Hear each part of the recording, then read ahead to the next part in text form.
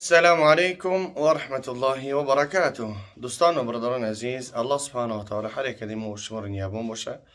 در حق من دعاگو باشین که اون که بیمار هستیم الله سبحانه و تعالی شفای کامل و عاجل عطا فرماید.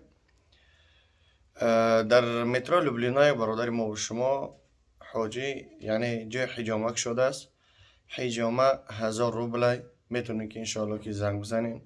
سراغای اونها مترو لوبلینا ulica Taganrogska 6 stроєння 1 Taganrogska 6 stроєння 1 میتونید که انشالله رقم ها برای تماس گرفتن و 24 ساعت کار میکنن.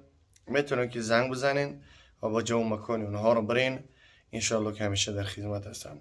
و همچنین در اونها وجود داره اپارات مساج کنک و همچنین برای انسانهایی که در کار باشه بانک ها برای حجامه کردن پشتوچنی اپتیمم دارن و برای داروهایی که پرستاتیت اپیدوم پاستا و ام پلوس و مجنون پلوس و داروهایی که سپری که میشه که موی سر میریزانه و موشینکه ها و چند نوعی داروها در اونها وجود دارن. میتونین که انشالله زنگ بزنین و با جو بکنین اونها رو برین. 24 ساعت کار میکنه، برادرها در خدمت هستن.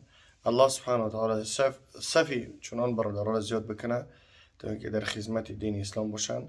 حجامه 1000 روبل همگی میتونید که زنگ بزنید و همچنان فیتابوچ که در اونها هست، یعنی برای اینستروکسیون پامستون میتونید که برین در همونجا پرسان کنین یا اینکه با تلفن میتونید که پرسان کنین.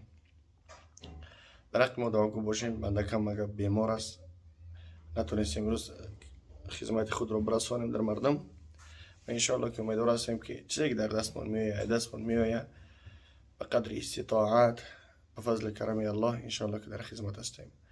در امان الله باشین، با دعا باشین. السلام علیکم و رحمت الله و برکاته.